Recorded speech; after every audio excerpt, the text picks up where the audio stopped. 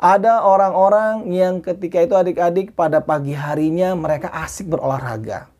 Ada yang bersepeda, ada yang bermain-main dengan teman-temannya. Tapi di sore harinya adik-adik kita mendapatkan kabar tentang orang tersebut, mereka meninggal dunia. 5 4 3 2 1 لا إله إلا الله هو معبودي ليس سواه. Bismillahirrahmanirrahim. Assalamualaikum warahmatullahi wabarakatuh. Alhamdulillah, pada kesempatan kali ini Kang Abbas akan membawakan satu tema yang tentunya adalah tema untuk kita lebih mengenal Allah Subhanahu wa Ta'ala. Tapi sebelumnya, sebagaimana biasanya adik-adik, kita mulai dulu dengan memuji Allah Subhanahu wa Ta'ala dengan pujian yang indah. Innal hamdalillah nahmaduhu wa nasta'inuhu wa nastaghfiruhu wa na'udzu billahi min sururi anfusina wa min sayyiati a'malina. Man yahdihillahu fala mudhillalah wa man yudlil fala hadiyalah. Asyhadu an la ilaha illallah wahdahu la syarikalah wa asyhadu anna Muhammadan abduhu wa rasuluhu. Amma ba'du. Fa in asdaqal hadisi kitabullah wa khairul hadi Muhammadin sallallahu alaihi wasallam wa syarrul umuri muhdatsatuha wa kullu muhdatsatin bid'ah wa kullu bid'atin dhalalah wa kullu dhalalatin finnar. Adik-adik semuanya, adik-adik pernah nggak melihat di jalan ataupun di sekitar rumah adik-adik orang-orang yang membawa keranda? Apa sih keranda itu adik-adik? Keranda itu adalah tempat membawa jenazah.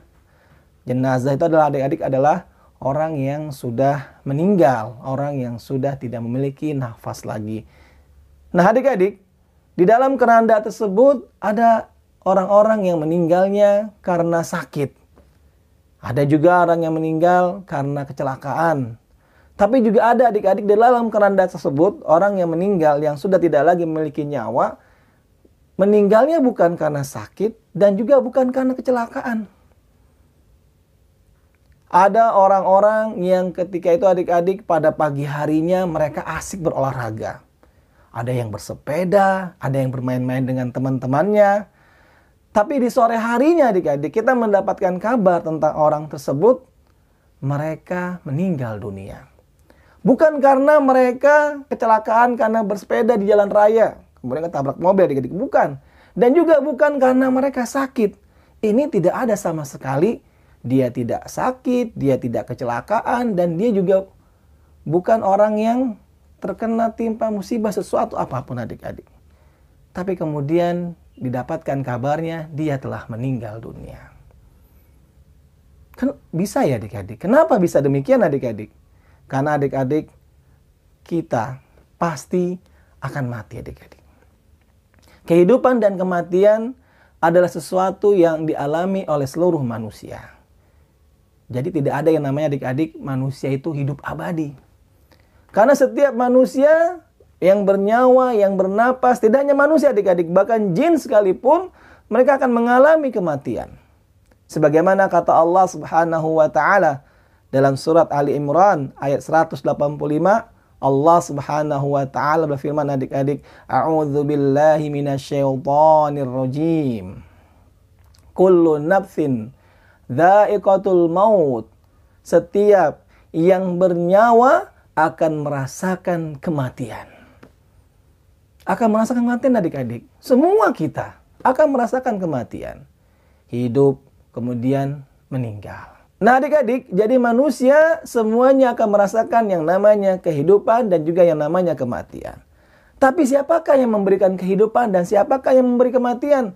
Dan juga adik-adik, tidak ada manusia satupun yang hidup selama-lamanya, yang hidup abadi. Semua manusia akan mengalami kematian. Sebagaimana adik-adik kata Allah Subhanahu wa Ta'ala dalam surat Al-Anbiya ayat yang ke-34, Allah Subhanahu wa Ta'ala menjelaskan kepada kita adik-adik bahwasannya tidak ada satupun manusia, makhluk yang bernyawa yang akan hidup selama-lamanya.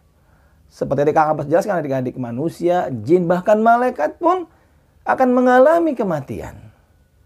Karena tidak ada yang hidupnya abadi. Nanti adik-adik hidup abadi itu akan dirasakan ketika di negeri akhirat. Tapi selama di dunia, kehidupan dunia ini, maka semuanya akan mengalami kematian. Karena itu adalah proses adik-adik perpindahan dari kehidupan dunia, alam yang fana ini adik-adik, kepada alam yang akhirat. Alam yang abadi. Allah Subhanahu wa ta'ala berfirman adik-adik. Yang bunyinya adik-adik, A'udzubillahi minasyaitonir rajim. Wa ma ja'alna li basyarim min qablikal khulda. Dan tidaklah kami menjadikan hidup abadi bagi seorang manusia pun sebelum kamu Muhammad. Jadi adik-adik, Allah Subhanahu wa ta'ala menjelaskan kepada kita semuanya adik-adik bahwasanya Allah tidak pernah menjadikan satu orang manusia pun yang hidup selama-lamanya di dunia ini adik-adik. Dan juga makhluk yang lain, binatang ataupun bangsa jin adik-adik, mereka tidak dihidupkan selama-lamanya di dunia ini. Karena kelak mereka juga akan mati adik-adik. Lalu kemudian siapakah yang memberikan kehidupan dan kematian adik-adik? Adik-adik, ada manusia yang meninggal karena sakit. Ada manusia yang meninggal karena kecelakaan. Tapi juga ada adik-adik manusia yang meninggal bukan karena sakit dan bukan karena kecelakaan. Dan juga adik-adik, ada manusia yang hidup setelah mengalami kecelakaan yang luar biasa. Sampai mobilnya terguling-guling adik-adik di jalan tol misalnya. Tapi orangnya masih hidup. Tidak apa-apa, hanya luka-luka sedikit saja adik-adik. Ada juga orang yang sudah sakit bertahun-tahun dengan sakit yang luar biasa parahnya. Tapi kemudian dia tidak meninggal dan dia malah hidup adik-adik. Dengan waktu yang cukup lama. Kalau begitu adik-adik, siapa adik-adik yang menciptakan kematian dan yang menciptakan kehidupan adik-adik? Ternyata adik-adik, sakit, sehat, kecelakaan ataupun tidak kecelakaan, tidaklah menentukan seseorang itu hidup akan lebih lama ataupun dia akan mengalami kematian yang dalam waktu cepat adik-adik. Lalu kalau begitu adik-adik, siapakah yang menciptakan kehidupan dan siapakah yang memberikan kematian? Adik-adik, Allah Subhanahu wa ta'ala jelaskan dalam surat Yunus ayat yang ke-56 adik-adik, yang berbunyi, A'udzubillahi minasyaitonir rajim. Huwa yuhyi wa yumit wa ilaihi turja'un. Dialah yang memberikan kehidupan, yaitu Allah Subhanahu wa ta'ala. Dan dialah Allah yang memberikan kematian. Dan hanya kepada Allah lah kamu akan kembali. Ternyata adik-adik, Allah lah yang memberikan kehidupan. Dan Allah pula yang memberikan kematian. Makanya adik-adik, ada orang yang sakitnya bertahun-tahun. Terbaring di rumah sakit, di atas kasur, tidak mampu bergerak. Tapi ternyata Allah tidak menetapkan dia meninggal adik-adik. Bahkan Allah menjadikan dia sembuh. Dan akhirnya dia hidup kembali seperti biasanya adik-adik. Ada juga orang adik-adik yang tidak pernah sakit sama sekali. Tapi kemudian Allah kehendaki dia meninggal ya adik-adik. Maka orang itu pun meninggal. Bukan karena sebab apa-apa adik-adik. Tapi adik-adik, ada orang yang dia tidak mengalami sakit, tidak pernah bahkan tinggal di rumah sakit, tidak pernah bahkan mengalami sakit yang parah. Tapi ternyata dapat kabar orang tersebut meninggal dunia. Kenapa adik-adik? Karena Allah yang menghendaki orang tersebut meninggal dunia. Walaupun dia adik-adik tidak mengalami apa-apa. Tidak karena kecelakaan, bukan karena sakit, bukan apa-apa. Tiba-tiba Allah hendaki dia meninggal, maka dia akan meninggal dunia. Makanya adik-adik, tidak ada manusia yang mampu lari dari kematian. Dan tidak ada manusia yang bisa berlindung ketika datangnya malaikat maut. Malaikat pencabut nyawa. Tidak ada yang bisa berlindung ya adik-adik. Tidak ada yang bisa berlari. Mau lari kemana saja, maka malaikat maut yang diutus oleh Allah Subhanahu wa ta'ala pasti akan menemukannya dan mendapatinya. Dan jika Allah tetapkan pada hari itu dia meninggal, walaupun dia lari ke gunung, ke goa, atau ke tempat yang paling kecil sekalipun yang manusia tidak bisa menemukannya. Tapi kalau Allah menghendaki dia meninggal, maka malaikat maut pasti akan menemukannya adik-adik.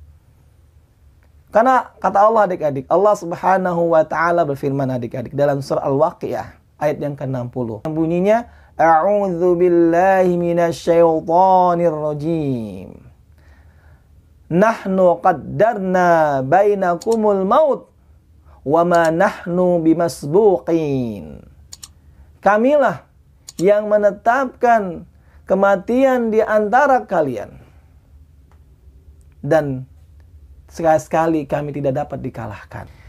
Allah Subhanahu wa taala menjelaskan adik-adik, Allah lah yang telah menetapkan kematian bagi seluruh manusia. Dan Allah tidak dapat dikalahkan. Maksudnya apa adik-adik? Maksudnya manusia mau berlindung di istana yang besar sekalipun adik-adik, dijaga oleh jutaan tentara yang menjaganya adik-adik ya, supaya tidak ada malaikat maut yang masuk adik-adik. Ataupun dia berlari ke satu tempat yang sangat terpencil yang manusia tidak bisa menemukannya. Ya. Ataupun masuk ke dalam lubang semut yang kecil. Mungkin nggak adik-adik ya? Kayaknya nggak mungkin adik-adik ya. Misalnya adik-adik ada yang lari ke tempat yang sangat tersembunyi. Tapi tetap saja adik-adik Allah pasti akan menemukannya. Dan malaikat maut pasti akan mengetahui di mana dia berada.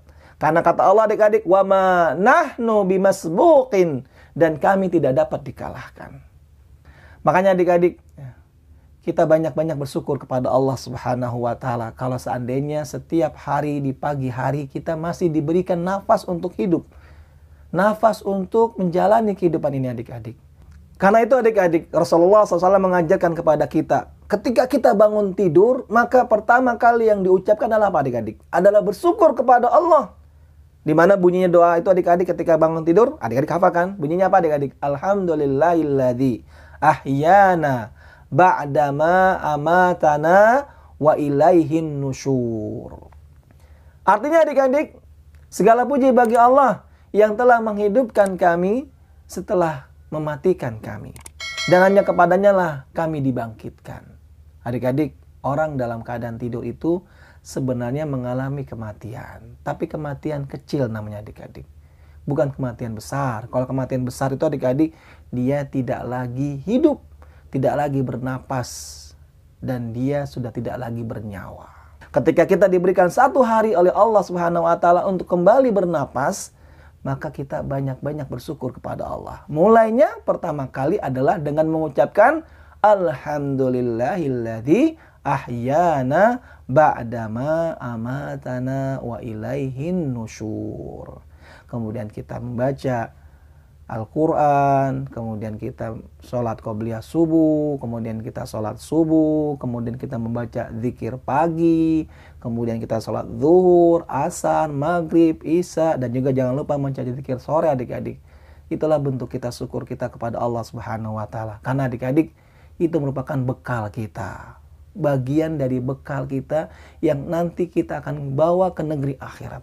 Dan kita butuh bekal yang banyak adik-adik. Karena perjalanan negeri akhirat sangat panjang dan sangat luar biasa. Tapi adik-adik, itu saja yang bisa Kang Abbas sampaikan.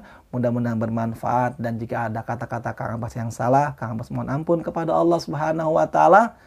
Dan juga semoga Allah terus memberikan kepada Kang Abbas ilmu yang bermanfaat, dan juga buat adik-adik semuanya. Kita tutup adik-adik dengan doa kafaratul majlis. Subhanaka Allahumma wa bihamdika asyhadu alla ilaha illa anta astaghfiruka wa atubu ilaik. Wassalamualaikum warahmatullahi wabarakatuh.